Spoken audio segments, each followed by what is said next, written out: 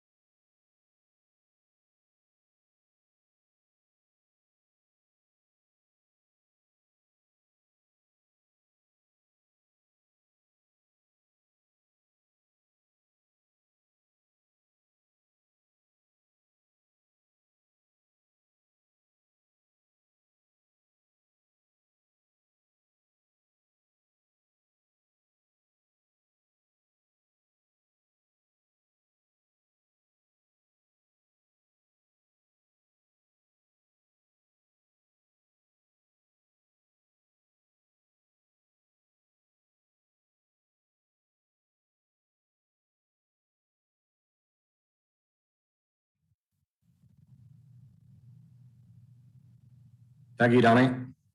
Okay, members, agenda item number 1 is apologies. We have one apology from Councillor Brian Pope. Is there any other apologies?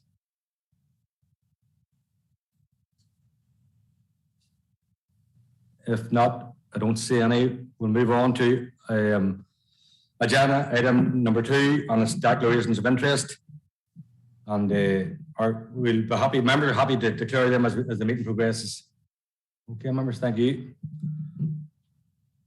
Sorry, Nicola. Yeah. Yes, Chair. I just wanted to declare a conflict of interest with the next item, the presentation from SRC. I'm a member of the Board of Governors with SRC, and I'll be leaving the meeting for the duration of the item. Okay, Nicola, thank you.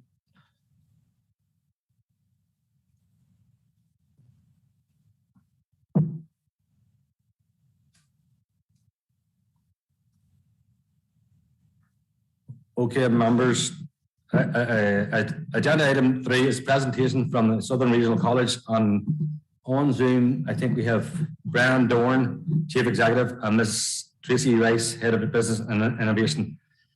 Good to see you, Brian. Haven't seen you in a while. Thank you very much, Chairman. Good to see you all. Okay, Brian, look, the rules are 30 minutes for presentation, 10-15 minutes for your presentation, and 10-15 minutes for questions. So, are you ready to go? Indeed. Jeremy, okay, Brian, thank you. I will share the screen if that is okay. If I can. Chairman, can you confirm that you're seeing the presentation on screen? Yes, Brian, yep. Thank you very much. I'll just change this to presentation mode if that's okay, and begin the presentation. And I first of all thank members councillors for inviting myself and Tracy to present this evening to the committee. What I hope to do is to give you a little bit of a reminder of the role of further education, looking back over the last 18 months on the impact of COVID, the pandemic. That will be supplemented by some analysis on enrolment information. What I also want to try and do is give you a brief overview of some of the key developments that are happening across the Southern Regional College, but also the further education sector.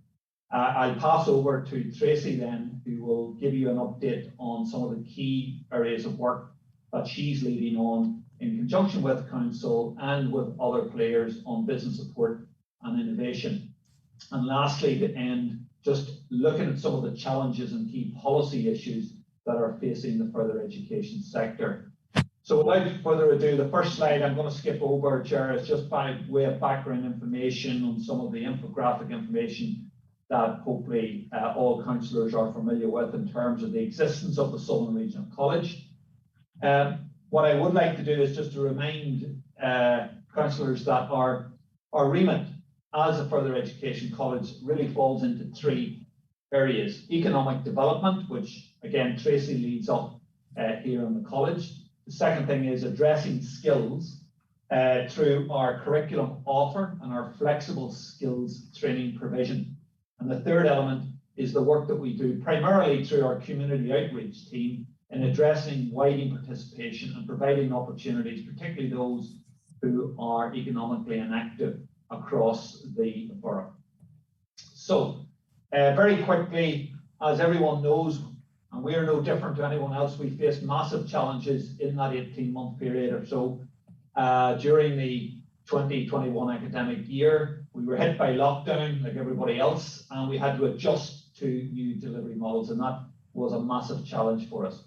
We were operating at that stage under a framework for safe resumption that was developed and agreed with our own department, which is the Department for the Economy, not the Department of Education, just to remind everyone. So therefore, we were operating under different models from schools, for example.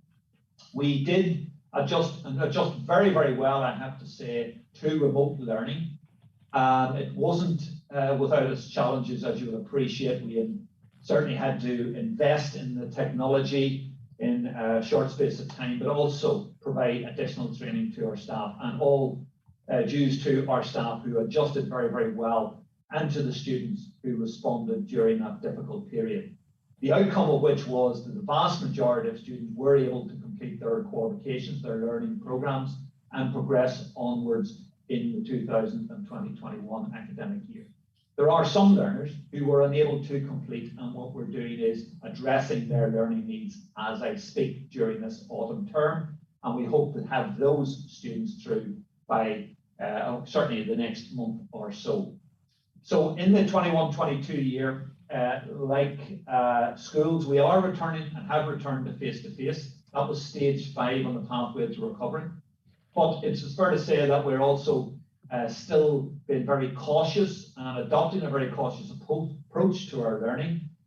We still have a significant number of mitigations in place across all of our campuses. The college also operates, unlike the schools, we continue to operate the contact tracing in conjunction with the Public Health Agency. We have successfully rolled out the lateral flow testing to students and staff, and we also participated recently in the vaccination jabathon. In fact, the college had one of the largest uptakes of all of the education providers over recent weeks. Moving on very quickly, and you can see what I'm trying to demonstrate through these particular slides is the impact of the pandemic in terms of our part-time day and evening provision with adult learners. You can see that in terms of our day provision, it dropped by 35% from that in 1920, and indeed a further 24% on our evening provision. So very much this is our focus of attention this year, is to reset that and start returning to where we were in terms of response to evening and part-time for adult learners. You'll notice also that our full-time higher education has been hit significantly, and I'll allude to that later on, but that's a consequence of a number of factors. The increased number of higher education places offered in Northern Ireland through our 2 main universities has had an impact. We also still have a large number of students who are leaving Northern Ireland to go elsewhere for higher education. And we should also not underestimate the consequences of the grade inflation that took place, particularly in A-levels, over the last 2 years. And that has had a massive impact, not only in this college, but in and across all 6 regional colleges. On the positive side, and again, something that the councillors will be very keen to look at is the increased numbers that we are seeing on higher level apprenticeships. And that's really welcome news. And the council is a key player in supporting the college with local businesses in the development of those higher level apprenticeships. Moving on, and again, focusing on some of the more recent data for apprentices at level 2 and level 3, you will see, despite the challenges I referred to earlier, we're actually bucking the trend here in that we have seen a 70% increase overall in the number of school leavers entering apprenticeships at both level 2 and level 3. So that's a really, really positive development. And again, it's an indication of the work that we do with local employers to encourage those employers to take on school leavers. So that's a really exciting development across a wide range of areas, from engineering, construction, electrical, plumbing, skills that everyone would appreciate are needed within the region. Looking very quickly at new developments, and councillors will be aware that we, despite the pandemic, we actually succeeded in opening our buildings a year ago in both Armagh and Banbridge. And if I could take the opportunity, Chairman, to extend the invite to the committee, to councillors, actually, and maybe something we pick up, is an invitation to visit both buildings if that is something that the committee would like for us to organise. Because I'm conscious that during this pandemic, we have not been able to showcase the 2 new state-of-the-art buildings in the way that we would have liked. We had a very low-key launch event with the Minister last year, and even that was restricted in terms of participants. So we were very much conscious of the need to have councillors visiting and touring our facilities, and that's something I hope we can pick up on. I also want to very quickly mention a new system of vocational education and training that's emerging here in Northern Ireland. And I referenced the new Traineeship System that was introduced in September there, passed for the first time. This is a new level 2 training programme for school leavers, equating to 5 GCSEs, and it's available across a broad range of vocational skills areas, from hospitality through to engineering, construction, childcare, healthcare, amongst other things. And that's something that's going to grow in the years ahead. It also offers clear progression pathways through to apprenticeships for those that, and that's our ultimate goal, taking young people through that level 2 program and moving them into employment through apprenticeship opportunities. And what this diagram is trying to show, we're not sure if it succeeds or not, but it's showing you in that middle band that we are creating a simplified vocational education offer, starting at level 2 in traineeships, but we're also introducing the new advanced technical awards at level 3, because we're very conscious that when it comes to vocational education and training and an understanding, parents, young people, employers, of what the offer is, it is very confusing. And what we're trying to do is to simplify that and create a product that meets the future skills needs. I also want to mention, and I would do, wouldn't I, the success of the Southern Regional College in participation in the World Skills Competitions. Why I'm referencing this is because the college, as you will see on the table, has had 15 of our trainees and apprentices, despite pandemic last year, selected for participation in the UK National Skills Competitions in November. And that's an indication of the high quality of education and training that our trainees and apprentices experience here at the Southern Regional College. And to put that in some sort of context, the Southern Regional College has actually achieved, we came in the top 3 colleges and training providers in the UK through the World Skills. And that's very much an area of focus for us as a college, to increase skills competition participation. And you'll hopefully hear more about that success in the weeks and months ahead. Referencing very quickly the Department for the Economy's Recovery Plan that was launched a number of months back. And I do want to reference some of the key messages that are contained within the new skills strategy and the recovery plan that has relevance to the committee. The first thing is the recognition of the need to establish a skills council for Northern Ireland, advising on strategic policy around skills. Other things that are committed within the skills strategy is a commitment to lifelong learning. Something, again, that I know that councillors, the council, as well as ourselves, are very much passionate about, providing opportunities for citizens to continue learning throughout their lifetime. And that's something we would hope to see emerging from the outworkings of the skills strategy. I reference also, again, advanced technical awards that were written into the recovery plan. And Tracy will reference also the work that we're doing in the Flexible Skills Fund, or as it's now referred to as Skill Up. And I also want to mention to you that public sector apprenticeships are now coming on stream for later this year. And that is something I would be encouraging the council to consider in terms of employment opportunity for local people. We as a college will also be picking that up and running with a number of public sector apprenticeships. I also want to mention the work that we're doing in this space with our local trust, because we all recognise the skills shortage in nursing.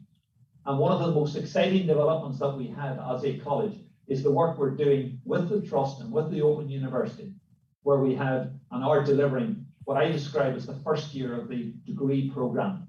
That is offering opportunities for local, not only young people, school leavers, but also those who are working within the healthcare sector to upskill, to progress nursing. And we're very excited by that development, and we would hope that we will build on that in the next few years to be able to deliver within our region nursing degrees in conjunction with the Open University. And that's a key in terms of our future estates strategy as well. I'll hand over very quickly to Tracy, who will give you an overview of the work of the Business Support and Innovation Unit. Thank you, Brian. Good evening, Chairman and committee members. I'm just going to take you through some of the work we do in the Business Support Unit of the college. Sorry, Tracy, could you maybe speak up, maybe or closer to the microphone, please? Sorry about that. Okay, is that any better? Yeah. Yes, okay, apologies. So I'm just going to take you through some of the work we do, and just to give you some of the numbers of in terms of companies we've been supporting in the Armagh, Banbridge, Craigavon area over the last number of years, and what lies ahead this year and beyond. So the first programme, I suppose, in terms of our flagship programmes that are sponsored by our sponsor Department for the Economy, is Innovate Us. We've been running this programme for a number of years now, and it's really about working with very small businesses who have less than 50 staff, to take them on a journey through their innovation capabilities. And the nature of this programme really is to upskill them in an area of innovation. So if they've identified a new product, a new service, or process improvement within their business, it's about giving them the skills, the technical skills to take that development forward so that they can reproduce that again and take those development skills into the future. That is what distinguishes it between innovation vouchers and other R&D programmes. It's about giving them the skills that they need to continue with those innovation activities and beyond. So over the last 3 years, we've supported 85 businesses in the borough in that programme, but each of those businesses would have had 2 or 3 projects each. So you can see there's a journey there, taking them from the early stages right through to then taking them to the steps of an innovation voucher and so forth. The second programme, Skills Focus, it's an accredited training programme. So it's open to businesses who have less than 250 staff and upskill their staff level 2 and above across a number of areas. Most industry sectors are supported through this programme. We'll be looking at customer service, leadership and management, electrical skills, health and social care, digital construction, to name but a few. There's quite a range there. And over 200 businesses have been supported in the last 3 years. And just to put into context, over the last 3 years, we would have had a funding pot of about 300,000 for both of those programmes, Innovate Us and Skills Focus. And as of this year, that's increased to £500,000 on both. So there's £1 million worth of funding this year. So we expect to see those numbers go up and hopefully in the future years to come. Innovation vouchers, again funded by Invest NI for early stage R&D support. And over the last number of years, we've supported 20 businesses in that space. The Digital Transformation Programme, which is funded by Council and Invest NI, we were a delivery partner in that programme with another provider. And we work on the digital transformation, digital innovation side, and we've mentored 35 businesses through that programme. And over the last number of years, we've developed our webinar series, I suppose, with the onset of COVID and having to deliver and reach out to businesses remotely. We developed a series of webinars, which we kind of brand as a winter series and a summer series, and a lot of tech webinars are delivered there. And again, 165 businesses have been supported in the borough. There's plans to deliver more webinars in Global Enterprise Week in partnership with Council Now the week of the 8th of November, and we'll be sharing our webinar series for the winter now coming up. I suppose looking ahead this year, as we started on this new academic year, the college is engaging with 150 businesses in the borough who are currently employing apprentices at level 2 and 3. And Brian mentioned the higher level apprenticeships and I suppose the increase in the growth in this area. And we have 72 businesses from ABC who are currently employing a higher apprentice at the college, whether they're year 1, 2 or 3. And as of this year, we had 120 new higher level apprentices, and that's our highest intake yet. So that's very much a growth area. And some of the areas that we deliver in terms of the higher level is digital construction, digital marketing, advertising and communications, the applied industrial science, mechatronic engineering, hospitality and tourism, and accountancy. And there's further areas in development for next year as well. And then through assured skills, we are delivering welding academies. You'll all be aware, I suppose, of the skills gap in terms of fabricators and welders. The companies locally are really struggling to attract and recruit welders into their companies. The department has taken, I suppose, cognizance of that and has committed funding for 3 academies this financial year, which will take us to the end of March. So we are in the middle of our first academy where we've recruited 11 participants who are undergoing a 5-week training programme with the promise of a job interview at the end of that. We'll be supporting 12 companies across ABC through that programme between now and the end of March.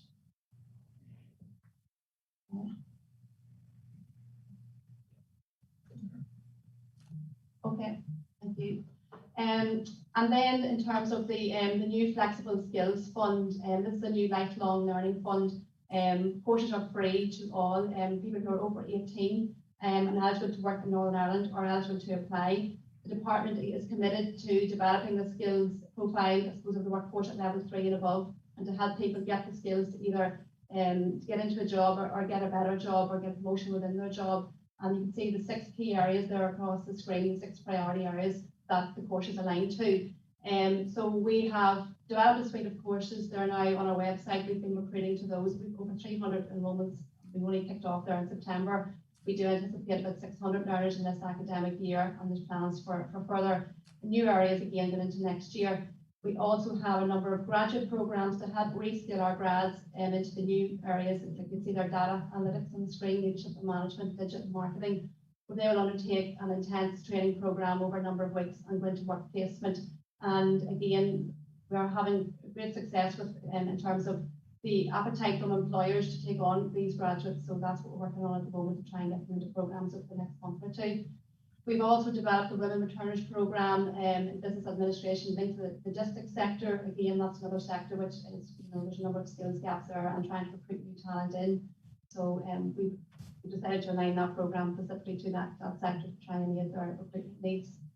And there's just a link there on the PowerPoint to the Flexible Skills Fund, to our page on the website, where you can see all of those courses, and that will be a development space. There'll be more courses coming up. And just under this fund, the department has also provided development monies to develop more provision. And we are now developing a number of short courses in life and health sciences. We really want to develop that suite to support people into jobs in that sector. And finally, Chair, I just wanted to mention very briefly some of the key challenges that the further education sector in Northern Ireland faces. And if you like, it's the clamour from the 6 regional colleges for change, and that stems from the work that both the Department of Education and the Department of the Economy is taking forward in relation to the future of 14 to 19 provision.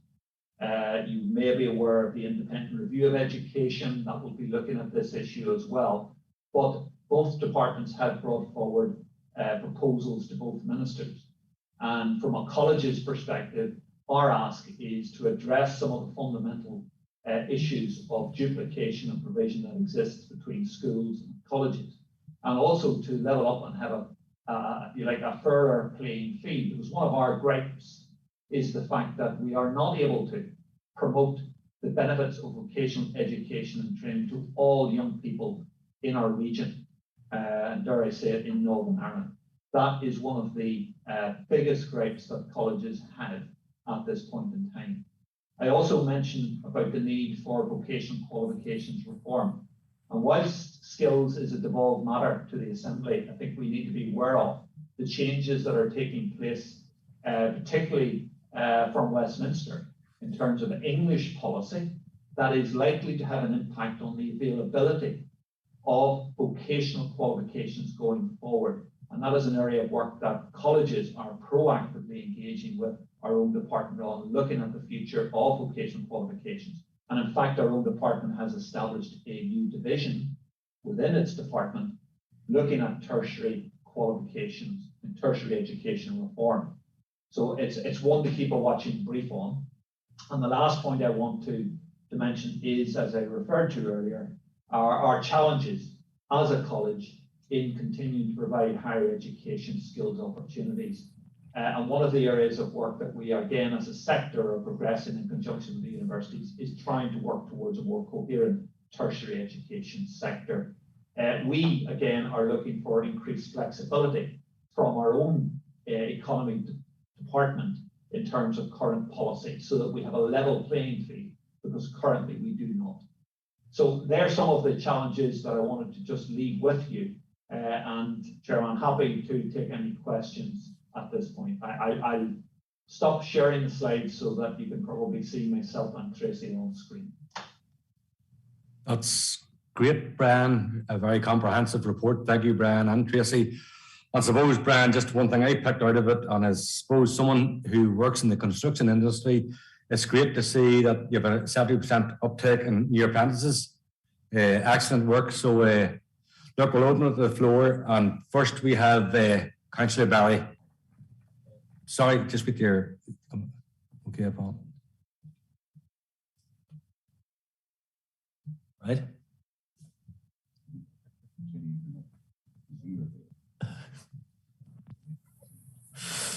Thank you very much, Chair, and thank you to Brian and Tracy for a very good in-depth presentation. And obviously, we as councillors are well aware of the SRC's role that they play vitally within the community, but also within the local economy. And I think it's very, very important that we as a council continue to work very closely with yourselves for the future of our youth and the way that we want our economy shaped, working closely with the young people that's coming through the SRC. So I was glad to hear that even those young people, quite understandably, like all within the education sector, have suffered, educationally this past year. I'm glad that even as you said, you speak, that issue in relation to the learners unable to complete, that is a task of work that you are continuing to carry out even in the month of October. So I welcome that, because that was going to be a question, but thankfully you covered that. As the chair said, it's good to see the increase in the new apprentices. And I think the new developments that have come across the ABC and are continuing to come across, it's something that we must not overlook. This is something that is a tremendous investment indeed to the area, but most of all to the youth of the area. And I think that's what's vitally important. In relation to the business support initiative, I think that was very welcome, and it's good to see those businesses that have been supported and those businesses that have benefited from it. But on your last slide, Brian, in relation to the vocational qualifications reform, I think it would be helpful that if we as a council and yourselves maybe met on this particular issue again, because it's okay, your good selves coming to us with presentations of this nature and all of the good information that has been provided within it. But there could be issues there, as you say, through Westminster that could have an impact on us, maybe negatively. But I think it's vitally important that we as a local council also are aware of what's going on, to see if we can help in any political nature, in any political way, to put your message across as well. Because at the end of the day, at the heart of all of this here is the best well-being and promotion and the skills uptaking for the young people for many years to come. So thank you very much and well done. And it's a joy to continue to work with you. Thank you, Councillor Barry. Brian, do you want to come in? Sure, yeah, if I could just respond to Councillor Barry. Thank you for those comments. And again, you're absolutely right. Happy to engage through further conversation, discussions in relation to sharing with you a little bit more detail around the potential impact on that vocational qualifications reform piece. And as I said, what our own department is doing. It's not yet fully clear, but certainly we're happy to engage with you. And can I just make one further point, that you're right to highlight again, both yourself, Chairman, and Councillor Barry, the great success we've had in and working with employers in increasing the apprenticeship opportunities, level 2, level 3, as well as HLA. And that demonstrates the strong partnership we have with Council. And we're greatly appreciative of the support that Council provides in that area, in particular, organising and supporting us in the big apprenticeship event. And you can see that it pays dividends in providing those opportunities locally. Thank you. Thank you, Brian. I'll call on Alderman Anderson, please.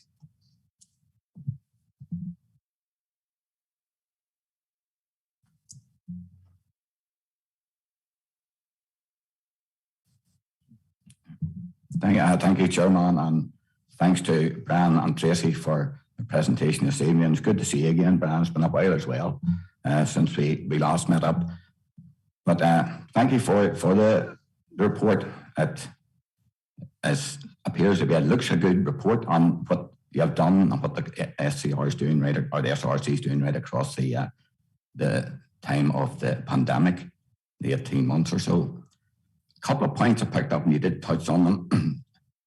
The Northern Ireland Skills Council, that's talked about from 21 to 23.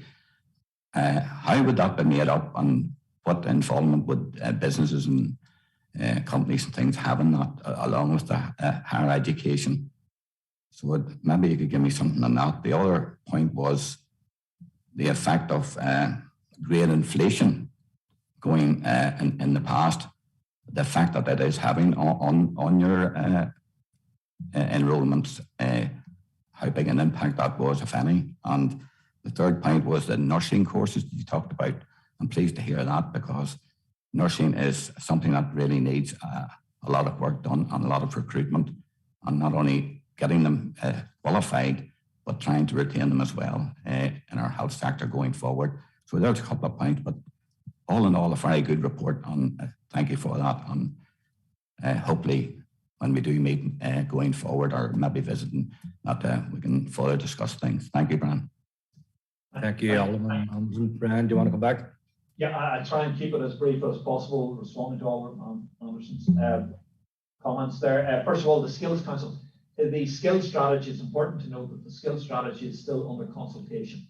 The finer detail in relation to the department's proposals on the makeup of that skills council is not yet known. So that again is something that the council, I'm quite sure, will want to keep a watching brief on, to ensure that there is a regional presence on that skills council. It is so important that that regional need in terms of future labour market and skills needs is very much articulated through that skills council. So happy to share anything that I will, if you like, get from our department in due course on that issue.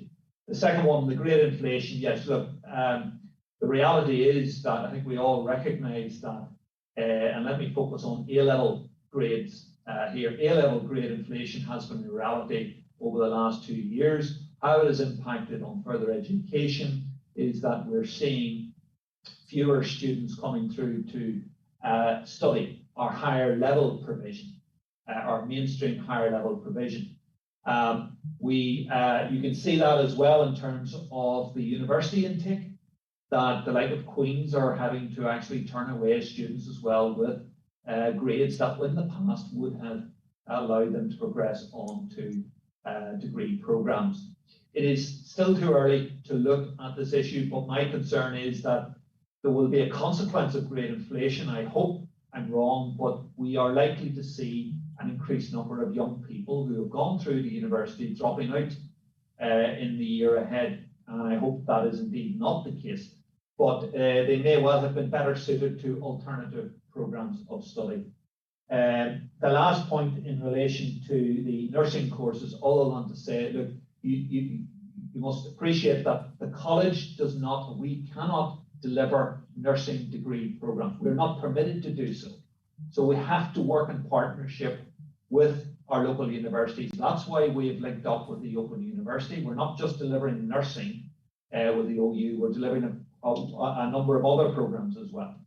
But you will appreciate that nursing is managed through the Department of Health and not the Department for the Economy. So there has to be a joined up approach to addressing the future nursing skills needs within our region, never mind Northern Ireland. What we're doing is trying to work within the tool set that has been given to us to address that. And that's why I said that I firmly believe that through the introduction of that one-year programme, that we will build on that in subsequent years and demonstrate that there is a real role for the Further Education College in addressing the future nursing and skills needs within our region, and in particular in Craigavon Area Hospital. That's great, Brian. Thanks very much. Members, I'm conscious of time, so I'm going to take maybe 2 or 3 questions in a row here, and then Brian can answer them at the last. Next we have up is Councillor Kevin Savage. Thank you, Chair. Thank you, Chair, and thank you to Brian and Tracy for the presentation. And Brian, I'd very much like to welcome your report tonight, and also take up your opportunity to visit Armagh at some stage, because I went there and it's a fantastic building you have now. Brian, in relation to apprenticeships, with the increasing numbers, has there been any difficulties in getting placements for students throughout the term of the course, and with continuity of employment as well? Has that caused any problems for SRC? Thank you, Chair. The simple answer Thank you, Brian. Hold on, Brian. We'll get another couple of questions and then we'll come back. Councillor O'Hanlon, please. Thank you, Chairman. I've been quite literally been left holding the baby this evening, so if there's an odd screech in the middle of this, I promise you it's not me. Look, Brian, first of all, thanks very much for the presentation. And as always, it's great to see what investment is actually happening in young people in our borough. And I think that's, when they invest in education and skills, they invest in young people's futures. Just picking up on the theme around the nursing issue, and I know is something that some of the nursing unions have picked up on in the last few years, in that in England and Wales in particular, young people who are aspired to go into the nursing field do go through that apprenticeship. So maybe can you tell us how that links into the next stage of someone who wanted to pursue a nursing career? And then secondly, is there anything we can do as a local authority by way of lobbying? I know you had said that obviously nursing falls into the health sphere, but is there anything we can do by lobbying the executive or departments in terms of trying to get that expanded or that link up? The other thing is, like others, I want to congratulate you on the facility in Armagh. It has really transformed that part of the city, and it looks fantastic. And I too would like to take up the opportunity to visit the site in due course. One thing that I know I'm probably going off topic a wee bit, but it has been raised with me about sign language courses. And I don't know if the college currently does that, but it's something that there seems to be an appetite in the community at the minute, as part of your evening courses. So if it's not, maybe it's something you consider. If it is, maybe it's something you could get somebody to come back to me on. And finally, obviously we have the proposed development of the new leisure village right behind you, and I know you've been aware of it for some time. And I'd be keen to see how the council and the college could link in partnership around sporting provision and sports science going forward. I'm a wee bit alarmed at the issue you raised around the numbers of students dropping off because of the grade inflation. And I suppose it never actually struck us that much before. But maybe, I don't know if there's a more detailed numerical impact or breakdown, if you could provide council. Okay, I'm not going to push you on it tonight, but maybe if you could put something to give us, just to see really the impact that it's had, say, over the last 2 years, what enrollments were, and then what it would look like going forward. So look, thanks very much for the presentation as always, and to you and your team, thanks for all the work you do. Thank you. Thank you, Councillor O'Hanlon. Brian, there's a fair bit to take in there. I'll let you respond to those two questions from Councillor Kevin Savage and Councillor O'Hanlon, and then we'll have I'm only letting 3 more speakers in, and then that's the presentation over. So go ahead, Brian. Thank you. Thank you, Chairman. Coming back to Councillor Savage's question about the challenges of finding placements, it is fair to say that over that 18-month period during the pandemic, it was a significant issue for the college. Remember, we had non-employed trainees undertaking a range of areas, construction, trades, etc. Employers were obviously not keen to bring out trainees into the working environment during that lockdown. We had to have workarounds. We provided, as best we could, simulated working environments within our college environment itself. But it is fair to say that that had been a challenge. Thankfully, since the start of the new academic year, whilst we still face some challenges, because you would appreciate that a young person is travelling to and from an employer, travel together, the travel to the site, the COVID medications, etc., the whole issue of vaccination, of whether the trainee is vaccinated or not, from time to time crops up. So we're still grappling with those issues, but it is fair to say that the employers across the region have responded much more favourably at this point in time than was the case 18 months ago.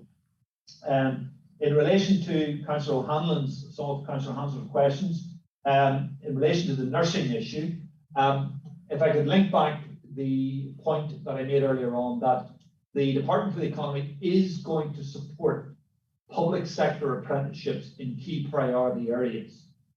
We as a college see nursing as one of those areas, and we want to use that hopefully as an opportunity. And we're not working alone here. We will be working with our fellow colleges in this regard. But it remains uncertain as to whether the Department for the Economy would be supporting those public sector apprenticeships in nursing. Again, for the point I made earlier on, that the Department of Health has responsibility for the management of numbers. And to take up Councillor O'Hanlon's offer of lobbying, it is something I'd be keen to again continue to engage with the committee on, should the need arise for us to use the good influences of councillors for the benefit of citizens in the region. And Councillor O'Hanlon, off the top of my head, I'm not able to answer the question on sign language, but I certainly will come back to you on that. The college in the past certainly would have been delivering sign language, and it's something I will look into and respond to you directly on. And the last point around the development of the village, again, I would welcome continued discussions with Council on the development itself, the opportunities, dare I say it, for the college to work in partnership with the council to use the future leisure village, and also look at that in the context of enhancing the curriculum offer in areas such as Councillor O'Hanlon suggested, such as sports science. So very, very keen to continue that dialogue. And the last point, I probably am not in a position to answer Councillor O'Hanlon in relation to dropout. It is really, what I'm getting at there is the dropout from local universities, but I certainly will be having conversations on an ongoing basis with both Queen's and Ulster, and certainly I'll try to get my hands on that information both for last year and obviously this year ahead. Thank you. Thank you, Brian. Okay, members, let the three more speakers, I'm putting the three in together, and please keep your comments brief, and then Brian, you answer at the last. First of all, with Councillor Nicholson. Yeah. Thank you, Chair, and thank you, Brian and Tracy, for your presentation. And obviously, I want to be associated with all the comments made so far in relation to obviously what the SRC does, and obviously take you up on the invitation to see the building. As like others have said before, as a former pupil at the college, I know how important it is. And I suppose, Brian, the one that I really, it's not a question, but I just want to give my support to you that the vocational education is so important, and as somebody that come through that route, I fully support your fight to retain that and fight what this model that they're talking about bringing in from England, because not everybody is an academic, and the vocational route gives another option for people. And like others have said, the college itself, what it offers the young people here in Northern Ireland, to stop them, the brain drain. We're all here about the brain drain, and we're losing our talent. And when you guys are educating the sort of the future young people for the jobs that's available, it's great to see you mentioning things like green technology, which I think is going to be a massive thing going forward. And obviously, we're getting you involved in the Mid-South-West growth deal, which obviously we'll be talking to you about down the line in relation to the Skills Academy, and trying to sort of hone it out and make sure that whatever the growth deal is producing, it works within what we require in Northern Ireland, be it manufacturing. And I just want to touch on construction, and again, having come through the construction, the vocational route at the college, can you just, is there a large uptake on the construction in the last number of years? Because I have to say, speaking from the construction industry and speaking to contractors, they're telling me there isn't a big demand for apprentices in some of the fields, which is a worrying thing going forward. And I suppose from your perspective, how do we encourage more young people into construction? Because it's such an important industry within our economy, and I can see down the line that we could basically be those skills could be very much difficult to come by. So that would be my question, Brian, is primarily around construction. But look, thanks for your presentation, and as I say, I look forward to seeing you in the new building. I have been in it at a meeting, but I would like to get a tour because it's a fantastic facility, and I kind of wish I was there now myself. But there you go, not the old Snally campus, Thanks, Thank you, Councillor Nixon. I'll bring in Councillor Kyle Savage and then Councillor Paul Greenfield at the last. Thank you, Chair. Thank you, Tracy and Brian, for the positive presentation that we've received here tonight. And it's great to see the work that you are doing within the area. Great supporter of Southern Regional College and all you do. And I suppose a couple of points, I was talking about local business today where they've had to hire somebody from Spain because they couldn't get the local talent here within the programming sector and all. And we still have gaps there that need plugged within the educational sector, so we do. And I think, that close working relationship with the business sector and council has their part to play. I know we do play a part at the minute, but I think we need a closer working relationship going forward here and engaging even more within the sector, the business sector. We have robotic skills. We need programmers for that. Robotics is going to be a massive avenue going forward for the food industry and all of that. I know I had met Tracy earlier on the year and introduced the guy about the robotic welding and that. So it's good to see that that's up and going now as well. So it is. And again, your women returners program in business admin tailored to the logistics sector, another sector that is struggling at the moment. We had talked about this back in February time.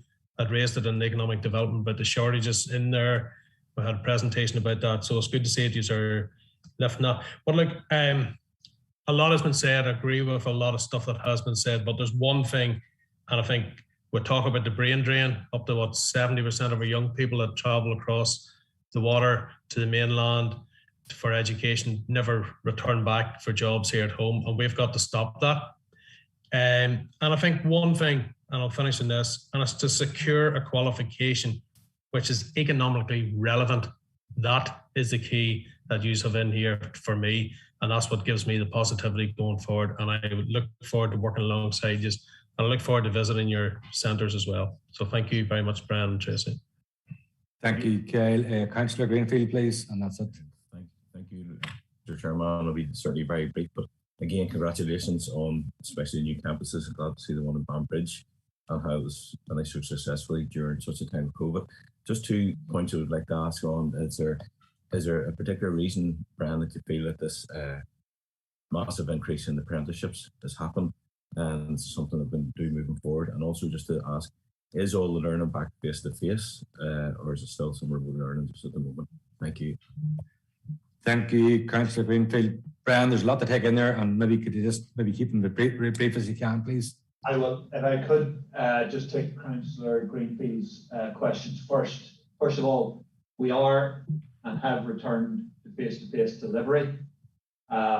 We are, however, also encouraging our lecturers to engage in an element of blended learning. The reason being that should there be further problems in year, that we are able to switch back. So there will be a mix there, but by and large, everything is face-to-face, including our evening provision as well, which is very welcome. In relation to the increase in the apprenticeships, I have to say it's probably something we're going to have to dig under the bonnet on to get a better understanding.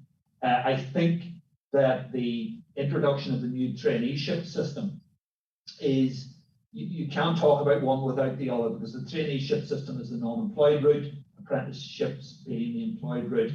And what we're doing is flexing and allowing young people to move between the traineeship to an apprentice when they get an employer responsible. And that's what it was aimed to do. So that's probably the primary reason there. If I could take Councillor Savage's point in relation to investment and robotics, again, you will see some of the investment when you visit the Armagh and indeed the Banbridge campuses. The college continues to invest not only in the physical infrastructure such as robotics, pneumatics, mechatronics that Tracy referred to earlier on. We've invested well over £1 million between Portadown, Armagh and Uri, and that investment is something that we need to continue in the years ahead. And robotics is very much to the fore in our thinking. But to come back to your point, we can only do this if we are working in partnership with business and industry. So whatever the council can do to help us to work together with business and industry, we welcome, because that's what Tracy's role is. That's what we're here as a college to do, to fulfill the future skills needs. And to go back to Councillor Nicholson's questions in relation to construction apprenticeships, it's a mixed bag, it would be fair to say, in terms of the uptake. The trades such as plastering, painting and decorating are not as attractive in terms of numbers, but then if you look at plumbing and you look at electrical, we can't accommodate the numbers that are coming through in electrical. So much so, in fact, we had to introduce a new class both in Newry and in Armagh. So we've actually got physical limitations, but that's a good problem for us to have. So it is a mixed bag. And to come back to the point here, that what we need to do is to ensure that young people, parents, and careers officers within our schools are aware of those job opportunities and the range of apprenticeship opportunities that are available as well. Thank you, Chair. That's great, Brian. Thanks very much, Brian and Tracy. And suppose, Brian, there was a fair amount to take in there, and suppose going forward and as restrictions start to ease, maybe it'll be a good time to maybe get members visit up to one of your campuses. So well done, and thank you, and see you soon. Thank you. Thank you, Chair. I'll follow that up, Chair, and liaise with the officials to extend that invite. And whatever time suits yourselves, if it's an evening or if it's during the day, whatever, we'd be happy to accommodate. And look forward to meeting. Good, Brian. Thank you. Good work. Thank you. Thanks, Brian and Tracy. Thank you, members. Thank you. Okay, members, we're moving on to. Chair, can I just, Chair Thomas, can I just propose that we write to the Economy Minister and the Health Minister, just following on from Brian's presentation, in relation to the link between the nursing courses and the very obvious need for extra nurses in our health service. So can I propose that we write to them, that we highlight the good work that's been done by SRC and encourage that those apprenticeships, I think he referred to them as being public sector apprenticeships, that the executive consider making nursing one of those public sector apprenticeships, and I ask we write to the ministers in due course. Thank you, Councillor O'Hanlon, and we'll have Councillor Barry to second that. Thank you. Okay, members, we're moving on to agenda item 4, Head of Economic Development, and we have Nicola back to take that report. Farewell, Nicola. Thank you so much, Chair, and good evening, members. 4.1 is in relation to the Rural Christmas Events 2021, and the decision required, it's recommended that members agree to the delivery of a Christmas festive drive-in movie programme for the boroughs, rural towns of Donaghcloney, Keady, Rich Hill, Tandragee and Warringstown. And number 2, agree to provide free car parking in the urban centres on Christmas Eve, and that's a Friday this year, Friday the 24th of December 2021.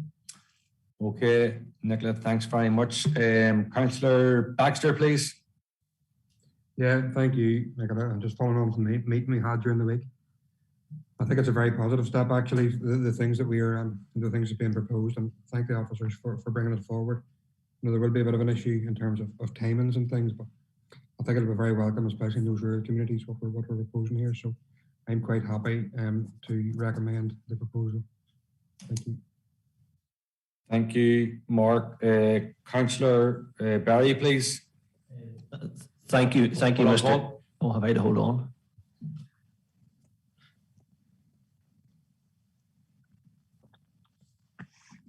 All right. Thank you, Chair, and thank you, Nicola, for your report. I know in pre-COVID, we're all talking about before COVID, we had the very good Christmas markets, which I noticed has been noted within this report of the 2 options that you have given. And I know at the time, especially the rural councillors had got our ears well bent, quite understandably, about some of the areas that were being left out. And I appreciate at the time the mini markets was a concept, was a pilot, and we were going to look at future years. And then guess what? COVID hit.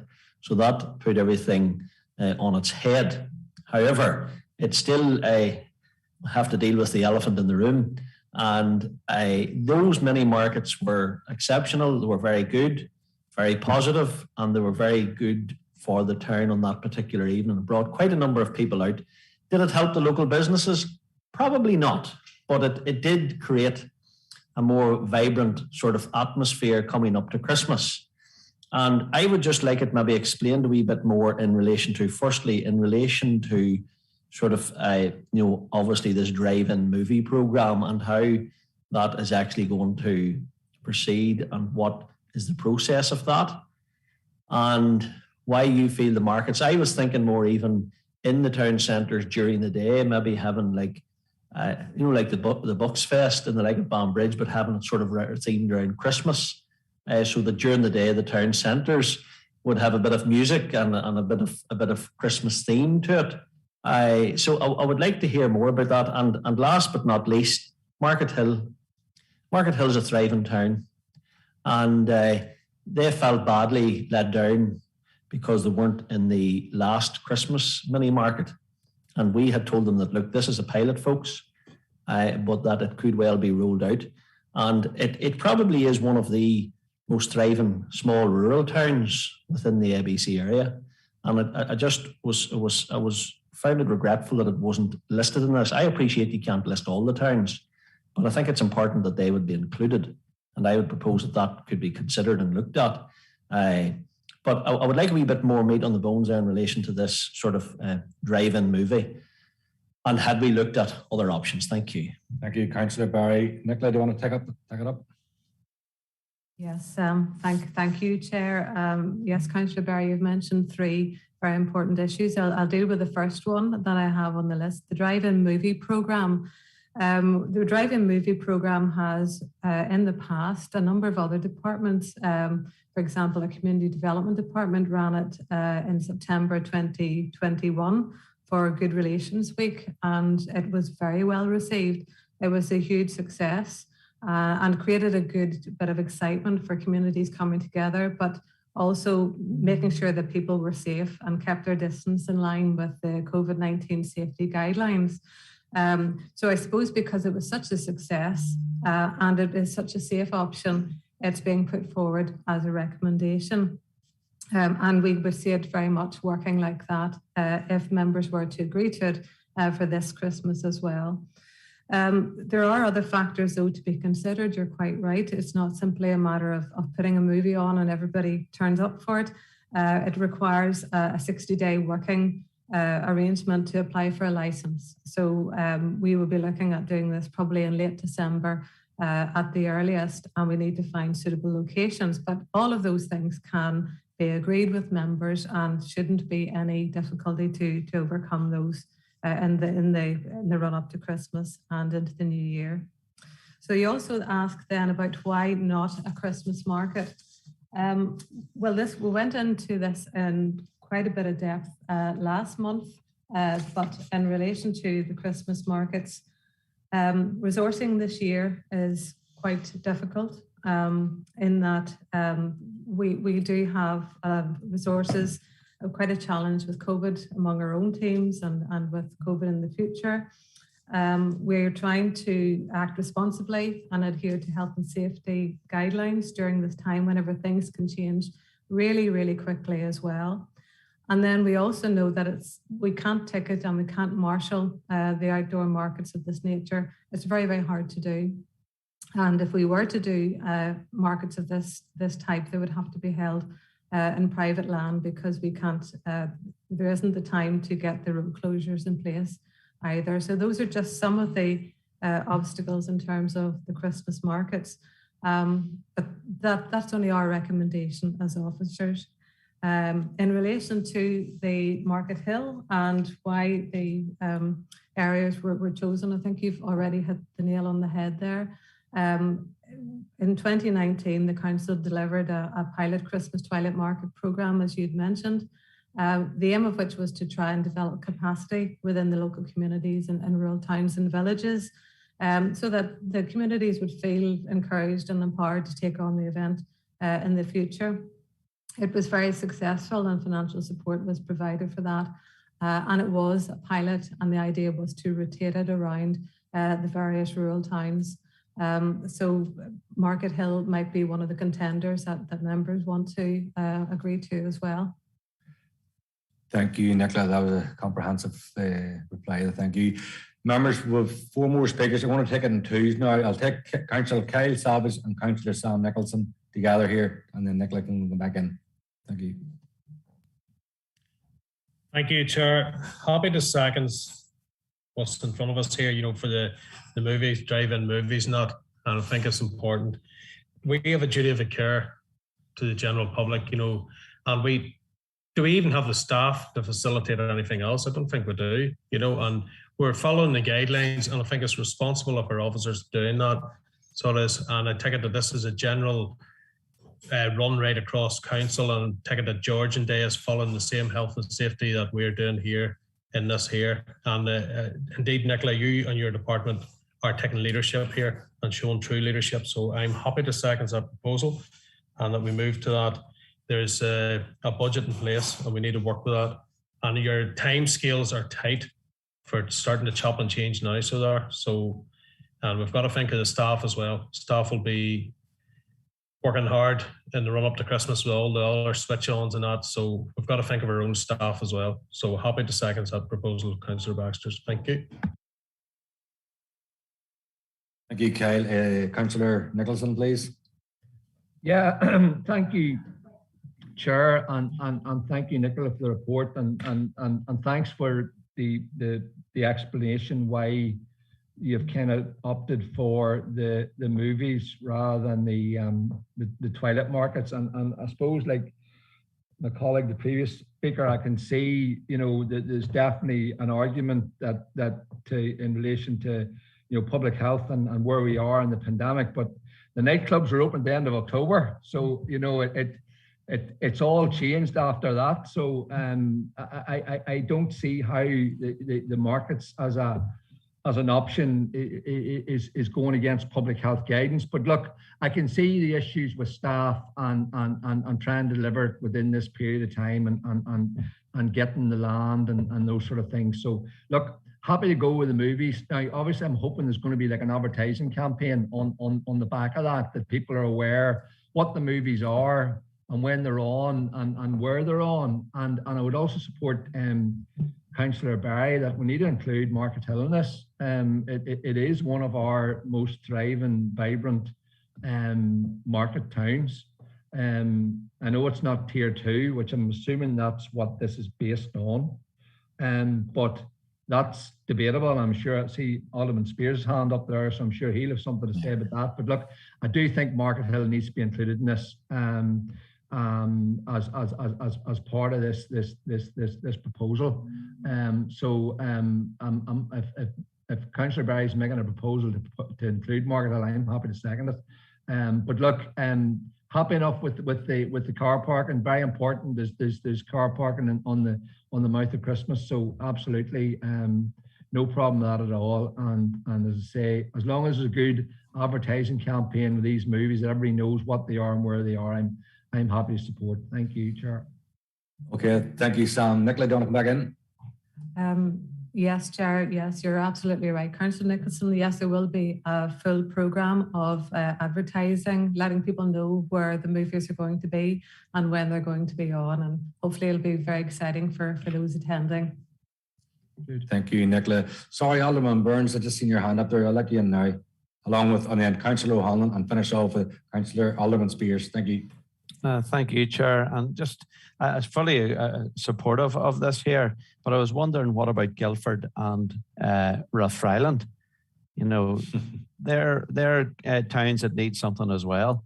And I certainly, you know, if some of the other towns can have it, I don't see why they couldn't have it either. We need to spread this out across the borough if we're going to do it for one. Thank you, Alderman Burns. Councillor O'Hanlon. Yeah, thank you, Chair, and thanks, Nicola. I know it was me that kicked up the stink last month. And can I thank, it was Helen and Julianne and Nicola I met following up from that. Look, like everyone else, I would very much prefer to see the twilight markets in our town centres. And I suppose Katie is one of those areas that is unique in that the area that it was been hosted on was in private land, whereas there was other towns that will require the road closure notices. So I suppose we've missed that point. So it's a matter of working with what we have and the perimeters we are within at the minute. One thing that I would suggest, that if we are going ahead with the movie nights, and I'd be more than happy to support them and to include the extension of Market Hill in that. And look, if Alderman Burns, you know, if there's others there, and look, if it can be worked into costs, look, this is something that I think that should be in as many of our rural towns as possible. But one thing that I would be keen is that what tends to happen whenever we run events, that food suppliers and vendors and people from outside the towns and villages come in and provide catering and all the types of materials at those events. I think we try, so far as possible, if any of that has been happening, let's work with the traders in those particular towns, that they get that wee bit of a lift if there is these events. I note from Nicola's comments about the 60 days and about before the end of December. To be honest, if we can't deliver these before Christmas, there's no point in delivering them. They need to be delivered before Christmas. And I understand the 60 days is without our control, and we would try our best to push these and to have these events happen before Christmas and have them Christmas themed music and or events, and if they're or films, and if they're have to run 2 on the one night or whatever time slots to try and accommodate the crowds, I think that would be useful. Can I just ask Nicola, in relation to how we managed crowds going to these, is it that, okay, I would presume the tickets will be free, but do people book in advance or and so that their tickets, for the simple reason being, we don't want a pile of been handed out tickets and then there's no shows. So we need to be able to manage this, that I believe there will be a lot of uptake for it. And if it is pre-Christmas, maybe the guy in the red suit could make an appearance either visually on the screen or walking through the car park to the children. But I don't know if somebody has a phone number for him and see if he can make an appearance. But I think that if we could try and work that, it's pre-Christmas, but also if it was managed in a way that we don't have people disappointed, that we can try and have some sort of a pre-book in our ticketing system, I think that would be very, very useful. So thank you, and thanks to Nicola, Helen, and Julianne for the conversations. Thank you, Councillor O'Hanlon. Look, there's 2 more speakers, but Nicola, take those points now, and the last 2 speakers, and after that, thank you. Thank you, Chair. Yes, indeed. I do have the telephone number for Santa Claus, so I'll get onto that right away and get that one sorted out. But yeah, I'll come back with further details in relation to how the ticketing of the events will go. Thank you, Nicola. Last 2 speakers, Alderman Spears and then Councillor Greenfield. Go ahead, Alderman Spears. Thank you, first of all, and thank Nicola for her report. Her and I spoke at length about this. Councillor Barry has mentioned Market Hill.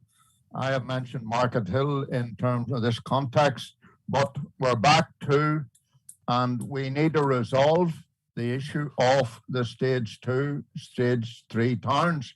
Now, I am very, very supportive of the need to have this event in Market Hill. That I have no hesitation in saying. Indeed, I would have been happy to propose that. But if we do that in one place, you've already heard from Councillor Burns, and indeed I'm quite sure other stage 3 towns will actually no doubt feel that they have been shortchanged if similar doesn't happen. Now, I've already had that conversation with the officers in relation to this issue.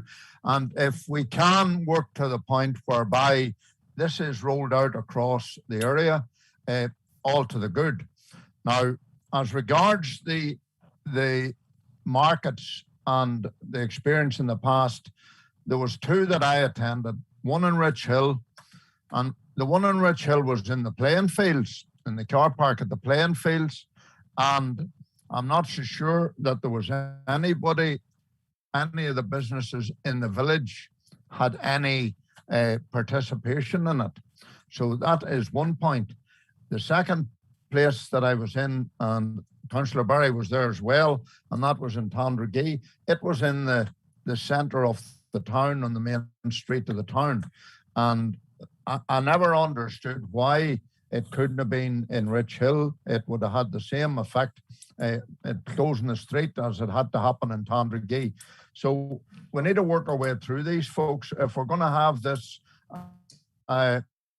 in other towns, Guildford, Rathfriland, you name them, in the stage 3 towns, Market Hill, we need to say, right, are we having a market, or are we having this film, on where are we having it? Are we having it in conjunction with the late opening of the shops, or is it in the main street? Is it in a car park? You know what I mean?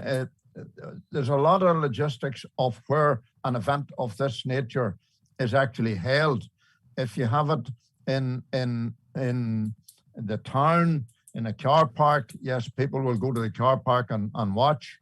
But if it's in the main street, no doubt we'll be accused of causing road accidents or whatever. So, you know, there's a number of issues, in my opinion, that have got to be worked through here of where we hold these events.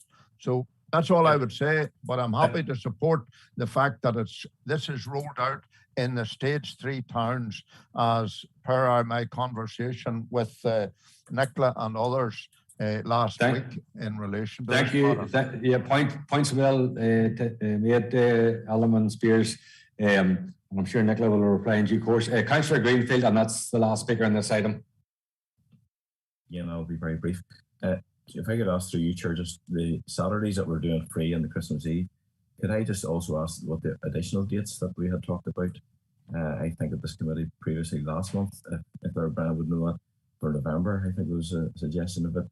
And also, just to point out, I suppose, yes, ideally if we could have it before Christmas. I know Councillor Hanlon mentioned that, but I think even between Christmas and New Year timescales, there's still plenty of people who would be very interested in going this, and certainly if they could come to Rathfriland or Guildford, they would be glad to have them then. But it's just if I could just check through you, Chair, the additional dates, please, for the off-street parking. Thank you. Thank you, Councillor Greenfield. Nicola? Yes, thank you, Chair. Yes, Councillor Greenfield, the additional dates are all in December, Saturday the 4th, 11th and the 18th of December. Thank you, Nicola. Happy enough, Councillor Greenfield? Maybe I said that's like confusing. I thought those additional dates possibly coming, that was been mentioned before, Brian. Maybe I'm confusing that in November to tie in with the voucher scheme. Is that something that was maybe mentioned? Maybe I'm wrong, but just if someone could refresh me on that there. I thought there was a couple of days we talked to this committee to see a couple of heads nodding if that's correct or accurate. I'll need to come back to you, Chair, with those dates. Okay, Nicola, thank you. Okay, members, we have a proposer and seconder for 4.1. Everybody agreed? Okay, thank you. Move on to Nicola, 4.2. Yeah, thank you, Chair. And this issue, this item is in relation to employment support. The decision required, it's recommended that members, number 1, approve £60,826 as match funding for the following 4 European Social Fund Call 3 funded employability projects locally. The first one is Specialist Earn, NI 10,292 for the delivery of the www.work 1, 2 and 3 projects. B, Ulster Supported Employment and Learning, £20,000 for the delivery of the Stride project, support training to realise individual development and employment. And C, Enterprise Northern Ireland, £15,049 for the delivery of the Exploring Enterprise programme. And D, Stepping Stones Northern Ireland, £15,485 for the delivery of the Stepping Stones to Employment programme. And the second recommendation is that members note the update on employability and skills support, including a virtual job fair in autumn 2021. Thank you, Nicola. Alderman Mitri, please.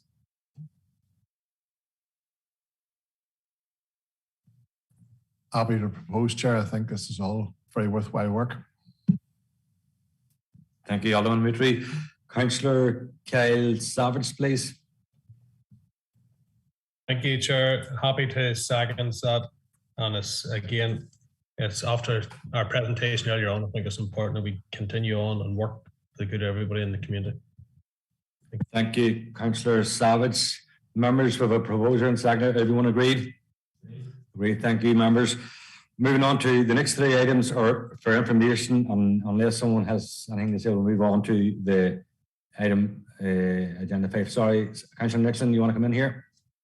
Yeah, thanks, Chair, and I want to thank Nicola and staff for the the borough-wide markets review. I've had a good read of it, and I've noticed that the tender is now out for the Portadown market, and I just want a couple of points of clarification on the tender. Obviously, it's prescribing that there's a location for the market, which is in the car park. And I suppose if someone was to come forward with another location within Portadown, would that be considered, or would that be rejected on that basis? And the second thing is the budget of 40K. I know we had a long discussion about this, but reading the tender documents, it looks like council's providing the equipment, we're providing the site, and I genuinely don't see where the 40K is value for money in this. I'm happy for other people to give an opinion on it, but I just wonder, you know, in comparison, there's a list of markets obviously here in the report, the Shambles, the Market Square, Lurgan Market, and I think our staff set up the Lurgan Market with the stalls, etc. And I suppose it leads on to my question: do we have enough equipment to provide for all the markets? And so there's a few wee questions in there just for clarification, Nicola, if you could. But you mightn't be able to give it to me tonight, but I'm happy to speak to you after if you wish. Thanks, Chair. Okay, Nicola. Yeah, thank you, Councillor Nicholson, for your question, and thank you, Chair. I'd prefer just to come back to you, Councillor Nicholson, whenever I have all the details in front of me, because I don't even have the tender here, so I'd prefer to come back to you separately if that's okay. Thank you, Nicola. Happy enough, Sam? Okay, thank you. Councillor Kyle Savage, please. Thank you, Chair. No, I suppose at the end of the day, the true cost is this here, the cost of the car parking spaces that's going to be taken out of circulation and all. We do need a full costings in this. Keep going back. This was presented to us as a saving in Portadown, so I'm watching this one carefully. And markets must not compete with the local business people within the town. That's my red line. Thank you, Chair. Thank you, Councillor Kyle Savage, on points well noted. Thank you. Okay, members, we're moving on to agenda item 5, Head of Tourism, Art and Culture, and with Brian Johnson. Okay, Brian. Thank you, Chair, and good evening, members. So the report before you tonight, members, relates to funding from Tourism Northern Ireland. And there's two separate pots of funding and then a request to make another submission for funding. So the first relates to it. Point 1 is accept the service level agreement from Tourism Northern Ireland for funding of the market-led product development programme, which is in the region of £300,000. The final amount at this stage is to be clarified. There is a question on whether the VAT's included or not. The second recommendation is that members accept the service level agreement from Tourism Northern Ireland for cooperative partnership marketing funding. Same issue. On the third point, we have a number of discussions with the business community in Banbridge and with some of the politicians, again, about the notion of a submission for an application specifically for Banbridge to support, to ensure that as much is made of Banbridge as possible in and around the Game of Thrones project. So that the third recommendation before members is to permit officers to make a submission to Tourism Northern Ireland in the same regard. So that project, if funded, would come at 100% funding. So that's the recommendations before members. Thank you. Thank you, Brian. Councillor Greenfield, please. Thank you, Chair, and thank you, Brian, for your report. Again, a lot of work has went into this, as you said, and we did touch on some of this stuff at our town centre meeting, and certainly we welcome the work that's went into it. It does increase work for the team, but we appreciate that the effort has gone in and the amount of funding that's been secured potentially. So very happy to recommend this proposal. Thank you. Thank you, Councillor Greenfield. Nearly got it right. Thank you, Councillor Baxter, please. Yeah, just happy to second that, Chair. Thank you, Councillor Baxter. Councillor Nixon, please.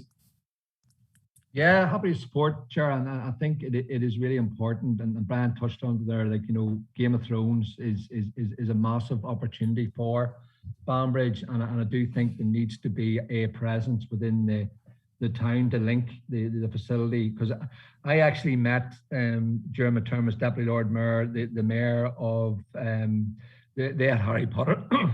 Excuse me, they have Harry Potter Land in Watford, I think it is. I'm right, Brian, thank you.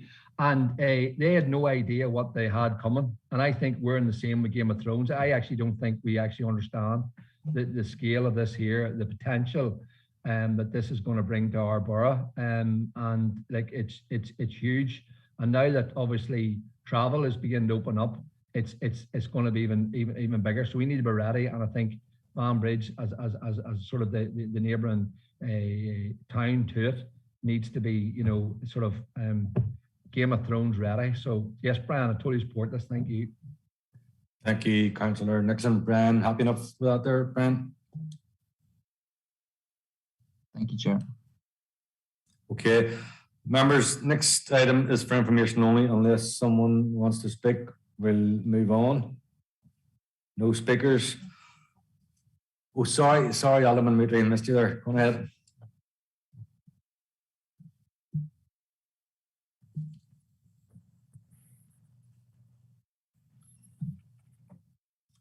Thank you, Chair. In relation to this item here, I just want to congratulate the Lurgan Townscape folk on what they're doing, but I think it's timely, and I'm going to use the opportunity to congratulate those who took part last night in Mahon's Way programme on ITV in relation to Lurgan. I've highlighted Brownlow House and Lurgan Park at their very best, and I would like to congratulate David Martin of Brownlow House and local historian Jimmy Conway.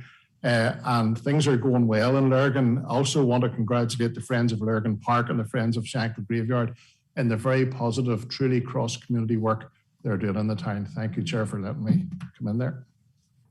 Points well made, Alderman Moodley. And yes, I bumped in a few people today. Unfortunately, we had a late meeting last night, so we never seen it, but they were praising the programme as well. Councillor Michael, please. Yes, just to be associated with Councillor Moodley's remarks, I thought the programme was excellent, and all the local people who took part in it were brilliant. And also looking forward to next week's episode, which is Craigavon Lakes and Loch Ness. So anything that showcases the borough, I'm happy with. And last night's programme was fantastic. So thank you. Thank you, Councillor Michael. I'll say it. Thank you. Members, I want to seek a proposal and second to go into committee for the consideration of the confidential items. Councillor Barry and Alderman Moodley. Thank you, members.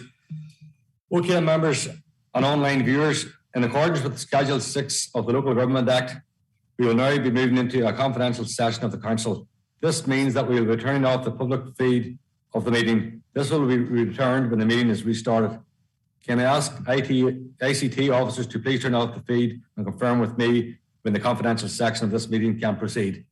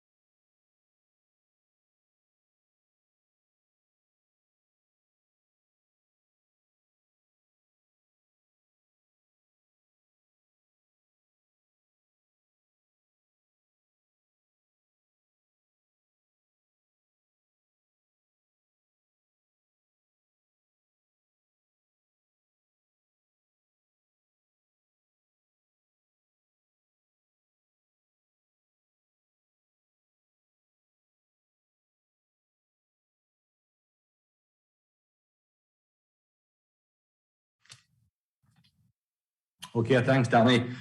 We have no correspondence on the AOB. We have one item of AOB and it's Councillor Nicholson. Okay, Sam? Sam, you're muted. You're muted. Yeah, look, thanks, Chair. And I know it's been a long enough evening, so I will be brief. Look, there was a recent Irish Times article reported Marks and Spencer identified 7 sites in Northern Ireland where they wanted to develop a food offering, and one of them is Armagh City.